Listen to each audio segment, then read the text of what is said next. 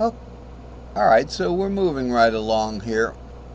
We're talking about the DC shape having this lone wolf 4. Therefore, we have to square off the entire DC shape there. Now, with like the GE shape here, it's its neighbors. So it's every single note is taken care of on every string. So I'm going to undock this for a second, and we're going to look at this here. Okay, cursor mode here. These are the string shapes. These are the individual string shapes. These are the notes you play underneath each of the caged positions or the keys of cage. You can do them from down here at the capo or at your fret nut. Remember, my tuning's lower here, but luckily I was able to tune the fiddle to the same notes, just an octave lower. That's just, you know, I'm happy with that, but it's the same notes. So you can either look at it as key of cage, C, A, G, E, D. You can look at it like that, or you can look, and so this would be the bottom string in each of those cages, but then you got the 5 keys. So remember, this note's always E. So in G, in open G, E's the 6th.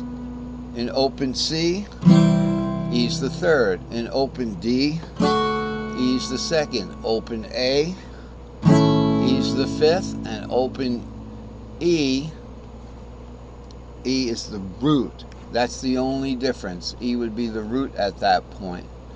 So it's an almost perfect system as far as the string shapes, but they're perfect when we're looking at them not as key of caged, not as the 5 keys, but as key shapes. So when you go, let's say we take an A here, and if we take it up,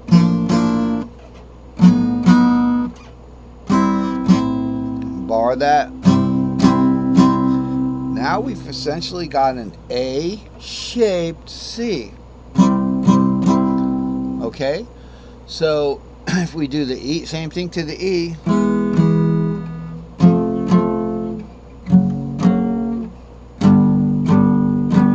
Here we've got an E-shaped G, right?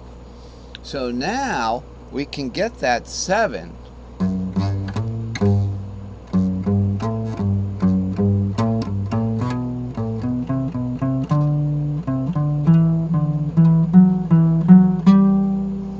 All right, so this isn't as difficult as it looks. It's just that this 7 right here, you can't get it because of the fret nut.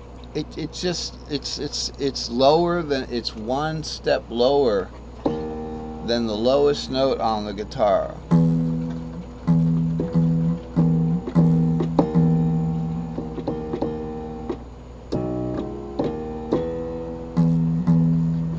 Okay, so that's kind of in that analogy. But if we look at it in the analogy of doing the chord shapes, C shape C, A shape C,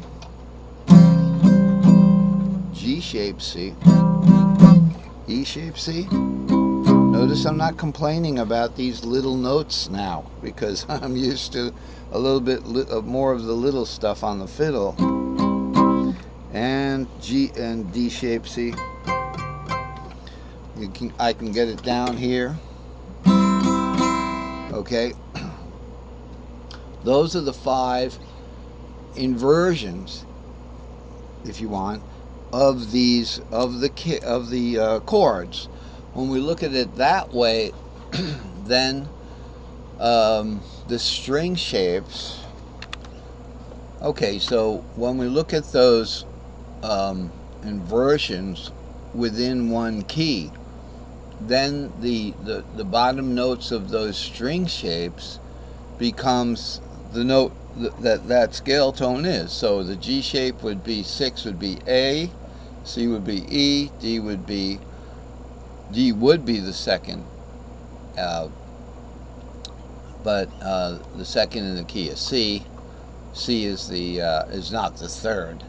E would be E, D, G, and B. So you don't have the same problem. B all in one key. Okay. So let's talk about the so we know what the string shapes are, right? You can look at it in 5 keys, or you can look at it in 1 key. Let's talk about the fiddle stack here, the crooked fiddle ladder. The way it works, okay, this is pentatonic in the fiddle, okay. Pentatonics here, and that's just with the 4s and the 7s kind of suppressed there, masked out, so to speak, but they're not totally masked out. And then this is the diatonic scale, and these are simply the complete string shapes. So we talked about the string shapes. 6/7 root would be the G string shapes, would be over here, it would be 6/7 root. So the bottom would be the 5/6, and then 6/7 root. That cage, that double cage, would be A and G. We'll look up here. There it is. It's the first one. 5/6/7 root. Okay, now we can play it pentatonically. You look at it like this, and believe it or not, you can play it pentatonically. If these were the bottom 4 strings, it's 5/6 root, 2, 3, 4, 2, 3, 5, 6. Now it kind of shifts to the right, so this one's skewed left, this one's skewed right.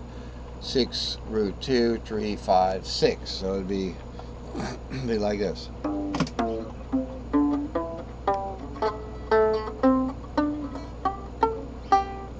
Let's play it with a little more feeling.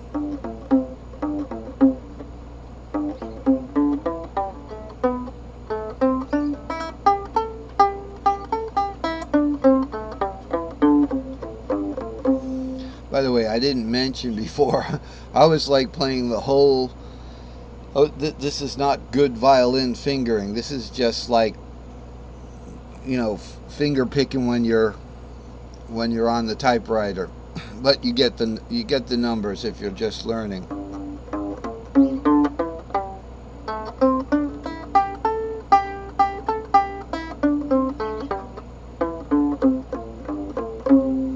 Now we can go to the next shape up from there, and we can do that using the chart.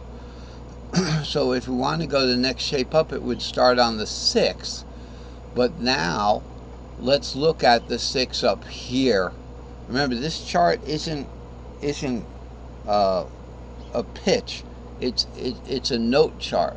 So we would start on that 6. It'll go 6/7 root 2. This is the long pattern. Okay, so we're going to start on the 6, the long pattern, 6/7 root 2. Now I've got to do some fingering.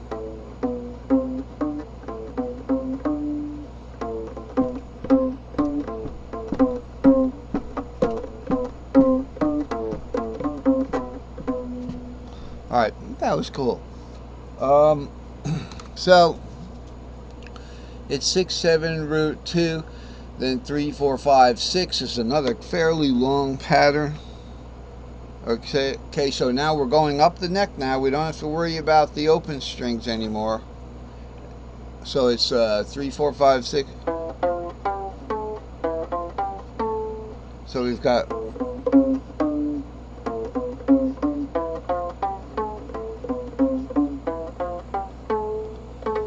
okay, and then let's go up to 7 root 2. Now notice this part, this is an important part here while we're having fun here. I'm having fun. I hope you are too. This is an important part. This is kind of like a dual brick wall pattern. Remember, we don't have the tuning warp like we have in the guitar, where now remember this isn't on the screen now. This is the guitar pattern where you have to warp things up. So we might have a good brick wall pattern, but we have to warp it up. So